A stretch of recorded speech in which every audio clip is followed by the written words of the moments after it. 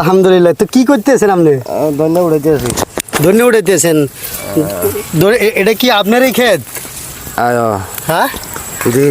তো ধন্য মাসাল্লাহ দিলে তো ধন্য বেশি একটা মনে হয় ভালো হয় না আপনার, না? না ধন্য তো আমরা গরমে গেছে। তাহলে ধন্য কোনো লাভবান হইতে পারেন না? না না। তো এখন কি লস করছেন নাকি ধন্য করি এবারে? ধন্য তো এবার তো কৃষক ভাইরা বহুত লাভবান। হর্ষকৃতি গত বছর হর্ষকৃতি যেভাবে মার খেয়েছে, এবারে তো আপনারা মাসাল্লাহ দিলে ধন্য হইবার কথা না, আপনি শ্রম দেন নেই।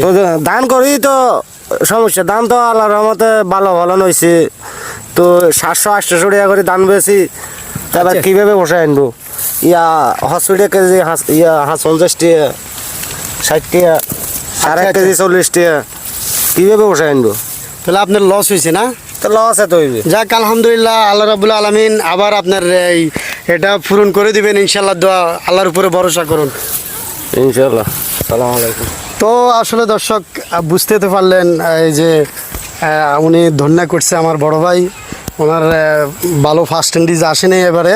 তো অবশ্যই যাক, সব কিছু আল্লাহ পাকেরই ইচ্ছা। তো আপনারাও দোয়া করবেন অবশ্যই। আসসালামু আলাইকুম রহমতুল্লাহ।